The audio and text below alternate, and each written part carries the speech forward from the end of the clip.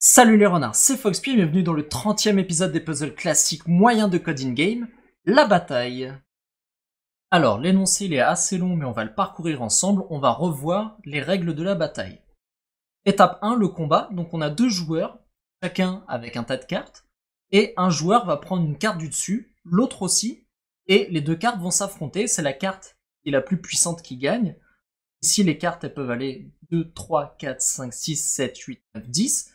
Le valet vaut 11, la dame vaut 12, le roi vaut 13 et l'as vaut 14. En fait, techniquement, ils ne valent pas ces valeurs. Tout ce qu'il faut respecter, c'est que la valeur du valet soit inférieure à la valeur de la dame inférieure à la valeur du roi, la valeur du roi inférieure à la valeur de l'as.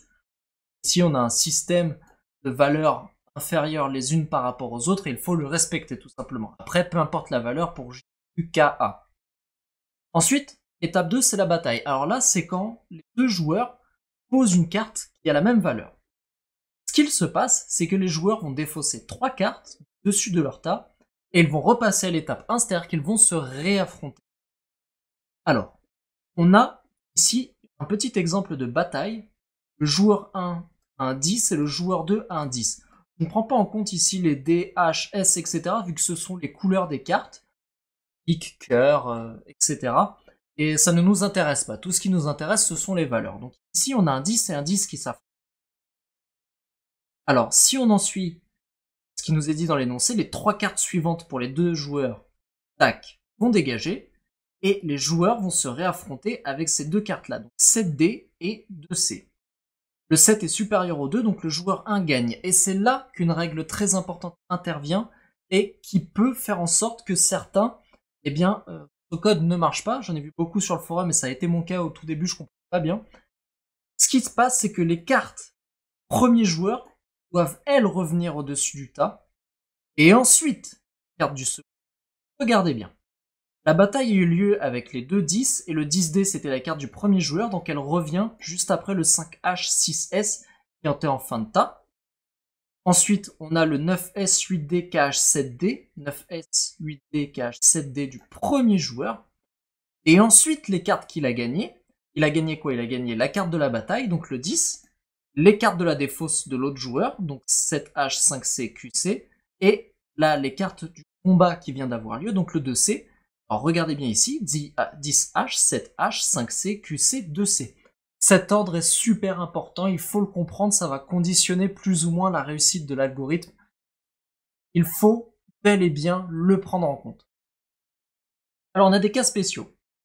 Si un des joueurs n'a plus assez de cartes pour jouer lors d'une bataille, pendant la phase de défausse ou pendant la phase de combat qui suit la défausse, alors les joueurs sont ex aequo. Imaginez qu'ici, les joueurs n'aient pas ici les 5 dernières cartes. Ils ont une bataille, ils n'ont pas assez pour se défausser, et bien, à ce moment-là, on arrive sur un ex aequo. Les jeux de test, donc là je passe au deuxième cas spécial, les jeux de test sont formulés de telle façon qu'une partie se termine toujours. Vous n'avez donc pas à tester l'éventualité d'une partie infinie. Ok, très bien.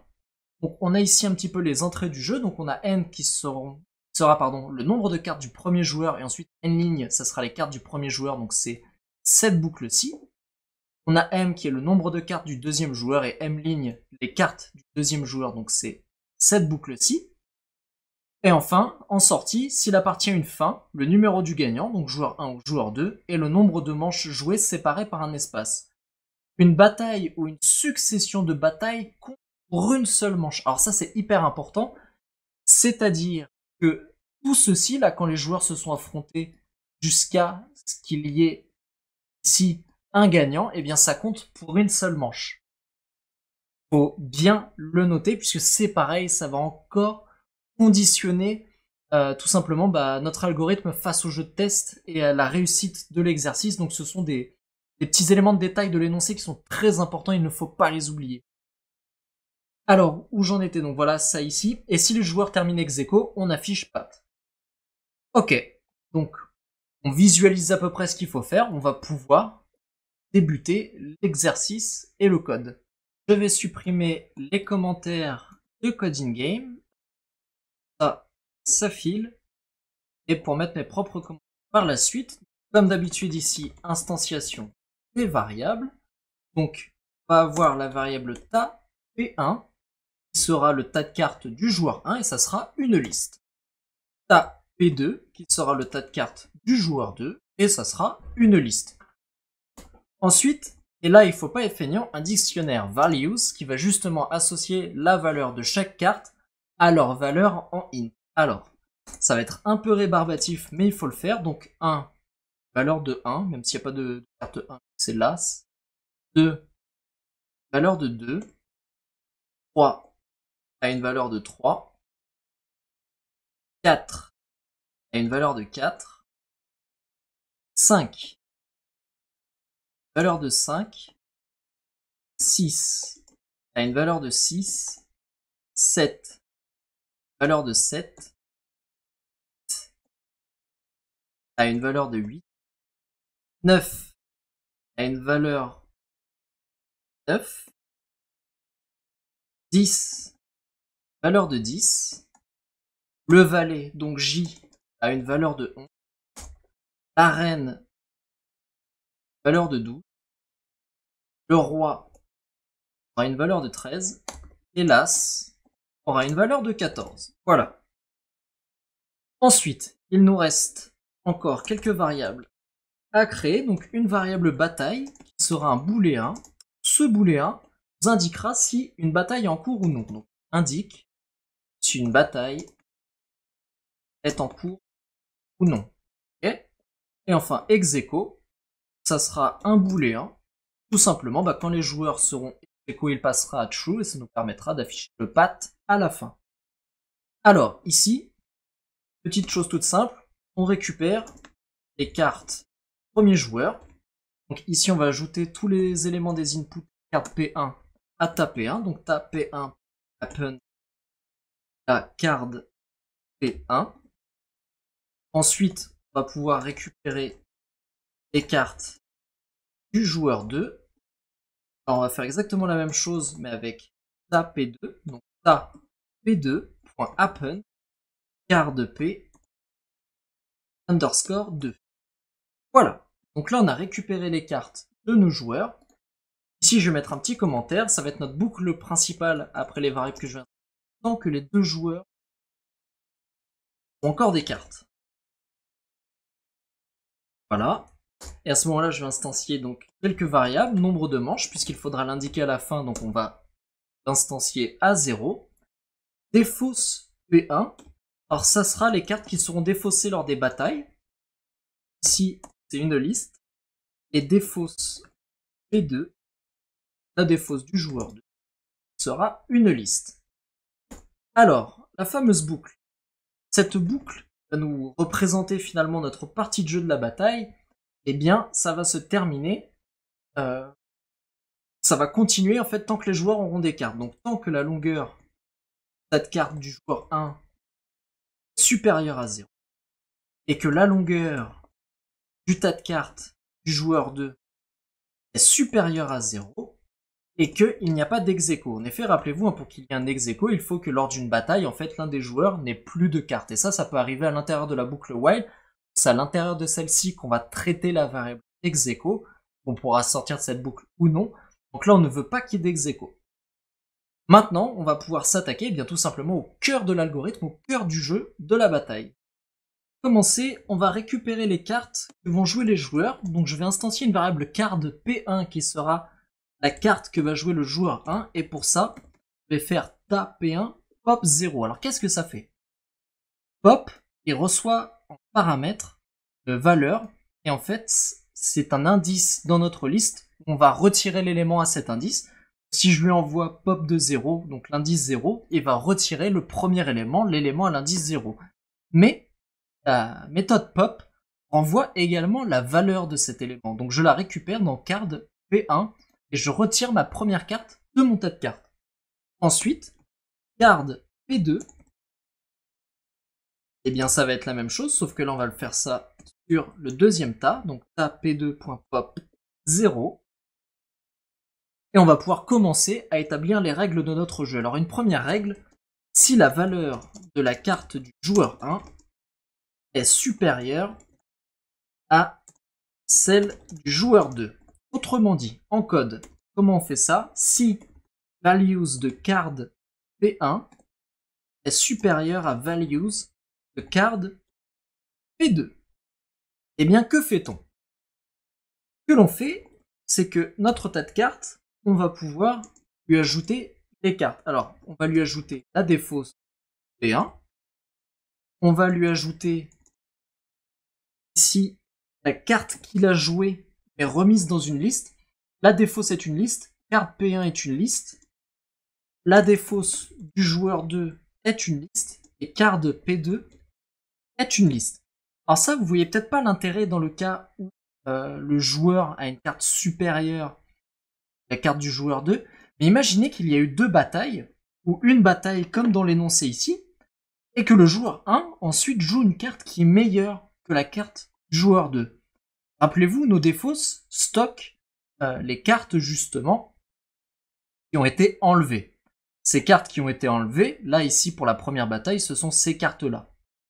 Donc, on va ajouter la défausse, 10D, 9S, 8D, KH, carte du joueur 1 sous forme de liste, donc celle qui a été jouée le 7D contre le 2, et ensuite les cartes du joueur 2, donc de l'autre joueur, c'est-à-dire sa défausse, donc ces cartes-là, plus cette carte-là. Et regardez bien dans l'ordre, donc on a de 10D à 7D, et ici, ce qui est rajouté donc à la fin du tas de cartes, une fois que la bataille est terminée, que la manche plutôt est terminée, il restait 5H, 6S, et on a ajouté le 10D, qui est ici, jusqu'au 7D, qui est ici. Donc la défausse du joueur 1.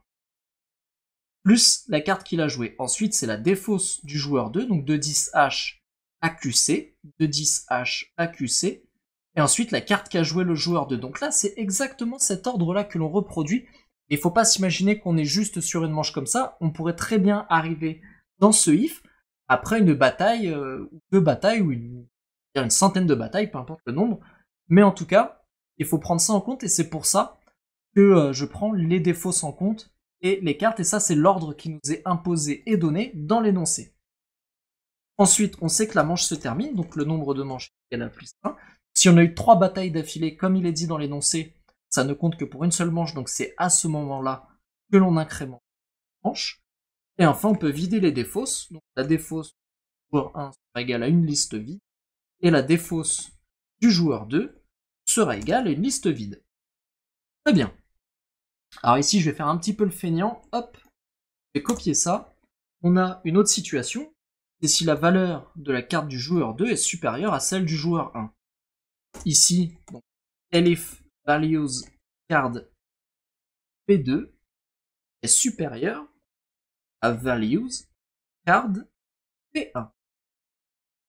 On va refaire exactement la même chose, sauf que là, ça sera ta P2.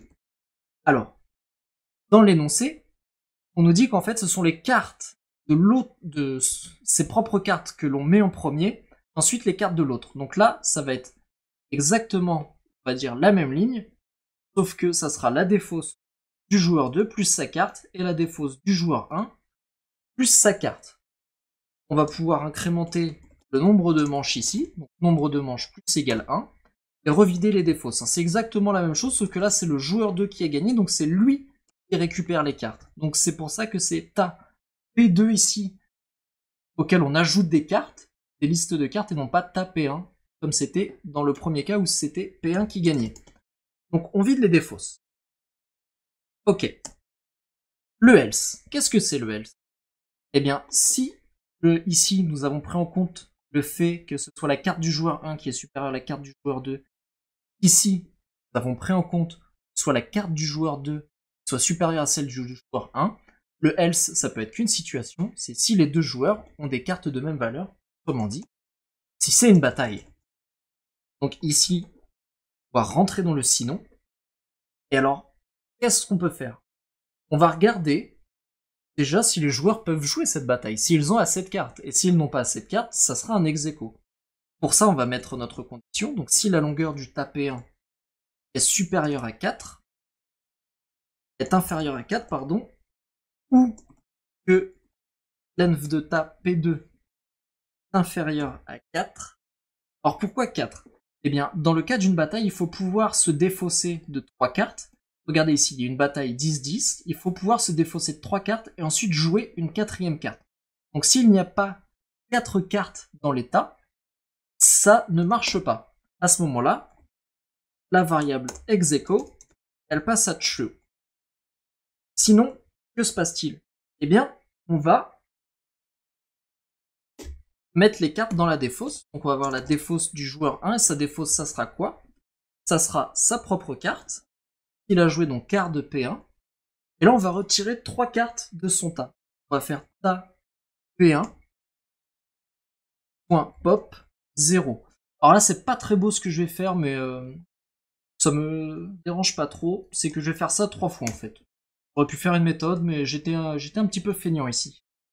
Donc, taper 1.pop0, taper 1.pop0, taper 1.pop0, et sachant que tout ça, ce sont des listes. Rappelez-vous, pop renvoie les valeurs des cartes. Donc, je récupère la carte que j'ai jouée, je la mets dans la défausse.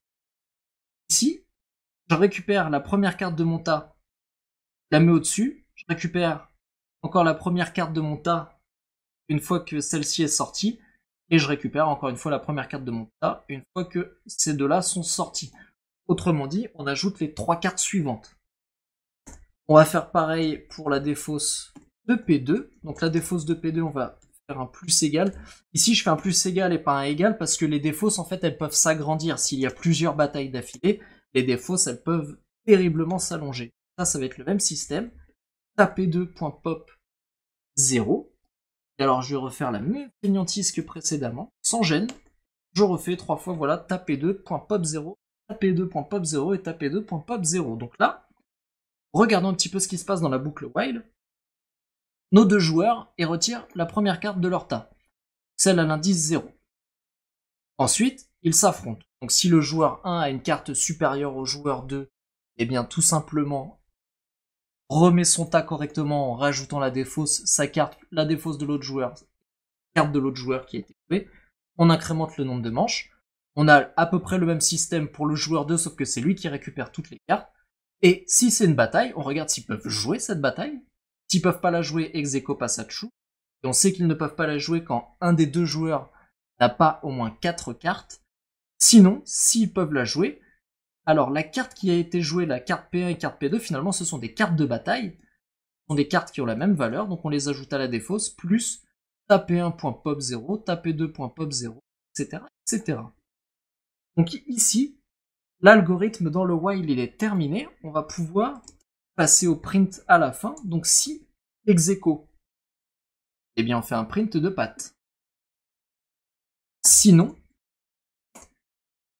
on va faire instantiation de la variable winner qui sera égale à 1 si la longueur P2 est égale à 0, sinon 2.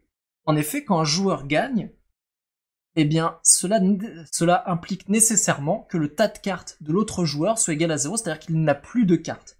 Donc ici, le gagnant est le joueur 1 si c'est le joueur 2 qui n'a plus de cartes, donc si la longueur du tas du joueur 2 est égale à 0, sinon c'est le joueur 2 qui a gagné. Et ici, on va faire un print de winner, nombre de manches. Et donc là, l'algorithme, il est terminé. Je vais simplement procéder à une petite modification en haut ici, dans les append. En effet, à chaque fois ici, on va nous donner les cartes avec leurs couleurs, et moi, les couleurs ne m'intéressent pas. Donc ce que je vais faire, c'est double point, moins 1, et ici, double point, moins 1. Donc ça veut dire que je récupère tous les caractères de la chaîne de caractères, sauf le dernier. Et donc voilà, maintenant là l'algorithme il est terminé, notre bataille elle est codée, on va pouvoir lancer les tests. La magie du montage me permet de vous dire qu'il va y avoir quelques erreurs quand je lance les tests, donc ici bien évidemment une petite typo, ça arrive, valued de values, et par contre ce qui est un peu plus grave et ce qui me gêne un peu plus, c'est qu'en effet dans l'énoncé, les cartes c'est pas d'abord ses propres cartes et ensuite les cartes de l'autre joueur, c'est toujours les cartes du premier joueur, et ensuite les cartes du second joueur. Petite erreur de ma part, enfin du coup grosse erreur, hein, parce que je vous ai dit de bien faire attention à l'énoncé, et je me suis quand même fait avoir, c'est pourtant ici écrit en gras, d'abord les cartes du premier joueur, puis celles du second joueur. Donc c'est vrai que je me suis fait avoir, tant pis. Tant pis. On va faire tous les tests. Là, on voit que tout passe au vert. Il faut faire très attention justement à cet énoncé, bien le lire, prendre en compte tranquillement. Et comme vous pouvez le voir, quand on fait ça, ou quand on n'a pas fait ça mais qu'on se rend compte de son erreur, eh bien on obtient un 100% et l'exercice est résolu. La vidéo, je pense qu'elle est déjà assez longue comme ça, donc il n'y aura pas de petit récapitulatif, je pense, et je pense que c'est assez compréhensible comme énoncé, comme exercice et comme résolution. Je vous invite néanmoins, comme d'habitude, à aller voir les puzzles de la communauté qui sont voir les meilleures solutions pour ce puzzle et aller regarder un petit peu ce qu'on fait les autres, c'est toujours très instructif. Donc je vais pas refaire, comme je l'ai déjà dit, de revue de code de la communauté parce que je n'ai plus trop le temps de le faire. Cependant, je vous invite quand même grandement à le faire. Regardez celui-ci, la KiwiJam, il a un score de 84, c'est qu'il a fait un truc de ouf. Donc je vous invite à aller voir tout simplement. Ça vous permettra peut-être d'apprendre pas mal de choses. Merci à toutes et à tous d'avoir suivi ce 30e épisode des puzzles classiques moyens de code in-game. Si cet épisode vous a plu, n'hésitez pas à le liker, éventuellement à le partager. Si vous avez des retours à me faire, vous pouvez me laisser un petit commentaire. Abonnez-vous à la chaîne pour en suivre l'actualité. Dans le prochain épisode, nous verrons des nains sur des épaules de géants. Mais d'ici là, soyez malins comme un renard.